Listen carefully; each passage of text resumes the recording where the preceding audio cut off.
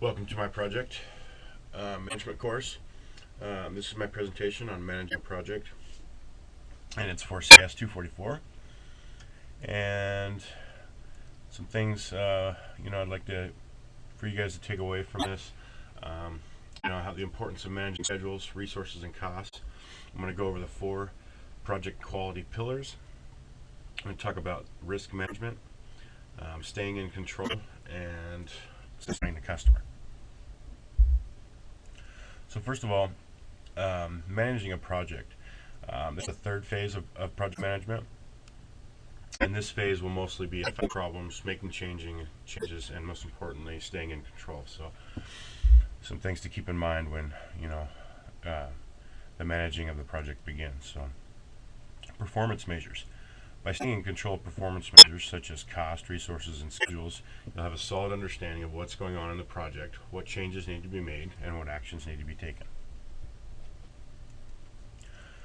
So first of all, if you find yourself in a position where your project starts to get over budget or fall behind schedule, these are the 4 steps that you can take to correct these problems and get things back on track.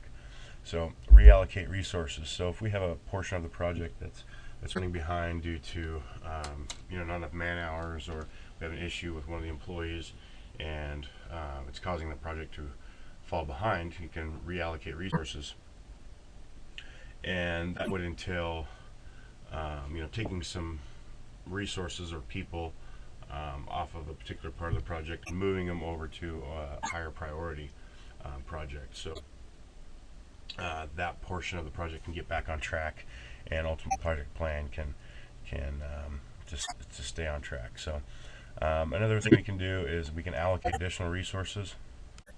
So if there's some extra money in the project somewhere, you can hire additional help.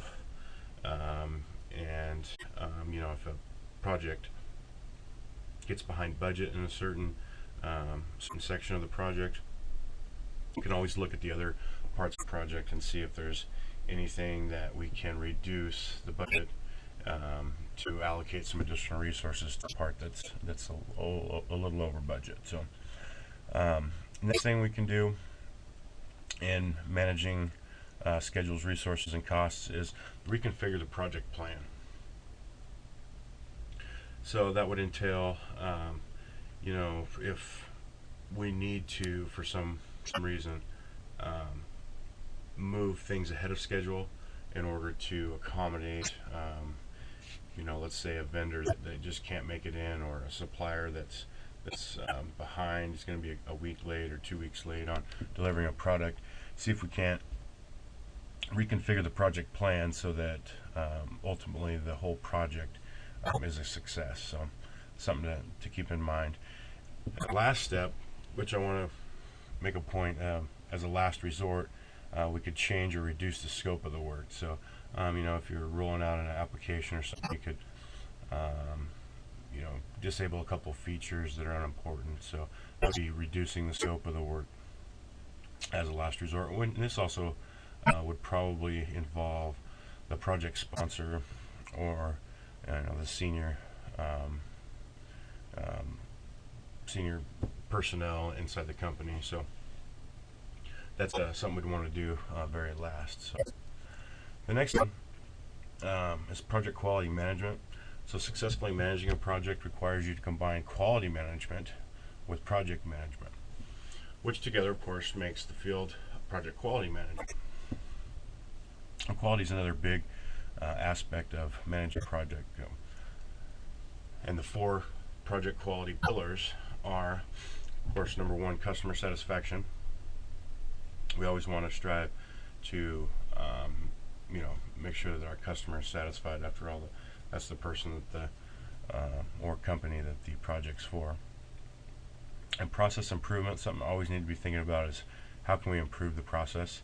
That's best way to do that is through open communication and making sure that everybody in the project's aware of everything, and constantly throwing ideas out to improve the process, make things more efficient. Fact-based management, that refers to basing decisions on what are known facts are. So, you don't want to be making decisions on hunches or rumors or hearsay or anything. You want to be making decisions based on what are known facts are. So that's real important as far as making sure that keep the quality up and everybody happy. So just keep that in mind, is we only want to use the facts in situation to base decisions off of. And empowered performance, a big one here too. The more empowered the people in the project feel, the more quality work they're going to produce for you. It's human nature. If you give somebody the ownership of something, they're going to want to do a better job and put out a quality product, versus if you just give them a small portion of it and say it's just a mundane task or something. They're not going to do as good a job if you as if they would as if you were to give it to them, let them own it, and make empower them and make them feel like hey, this part's mine and I'm going to do the best job I can. So the next thing I want to talk about is risk management.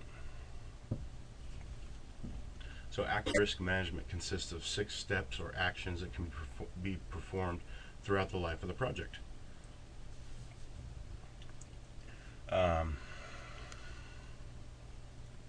Number 1, the risk management planning.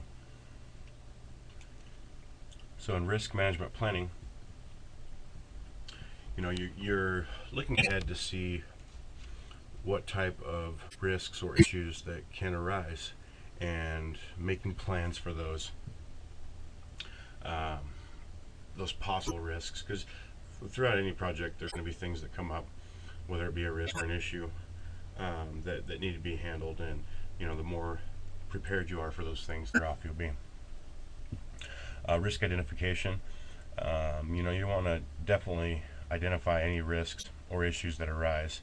If there's 2 people in the project that have a disagreement or an argument or something, that's definitely something that you need to identify and not sweep under the rug or try to ignore or something. So you need to identify all the risks and or issues that arise during a project. Quality risk analysis and quantitative risk management, and risk response planning, and risk monitoring and control. So definitely what I think we need to take from here is as the issues arise, solve the issues, get an answer on things, and that'll help keep the flow of the project going and keep everybody on track, and ultimately make sure the project is a success. Alright, staying in control. Project control occurs throughout the life cycle of a project and involves performing several activities. So in order to stay in control, we need to be managing technical performance, managing the customer relationship, and managing the project team. So you definitely want to work with the customer, give them updates on the project, status changes, any problems or issues that arise that are major setbacks, but also successes of the project. If you completely finish a section of the project, let the customer know that, and keep them in the loop of everything that's going on.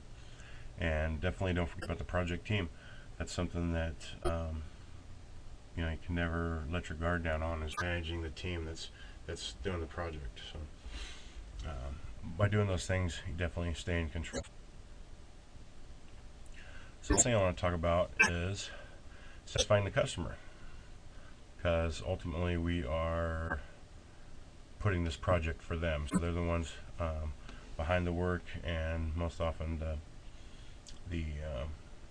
driving force behind the project. So definitely number one satisfaction should be the customer. So effective communication, establishing a high level of trust. Getting to know the customer,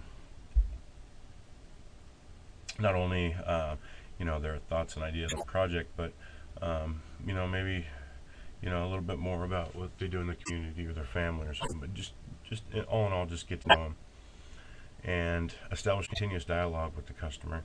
So as I was just talking about earlier, you want those lines of communication open so that the customer knows exactly what's going on, whether that be good, bad, or indifferent. So the continuous dialogue with the customer is going to go a long way. And then cultivate the customer relationship.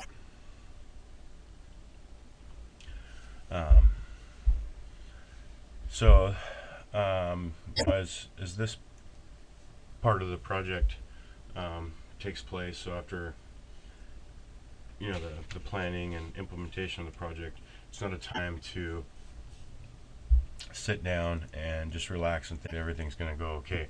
The management of the project is going to determine a lot about the outcome and the overall success of the project. So there's just some things to keep in mind, when managing a project. And feel free to leave me any comments or suggestions down below my video.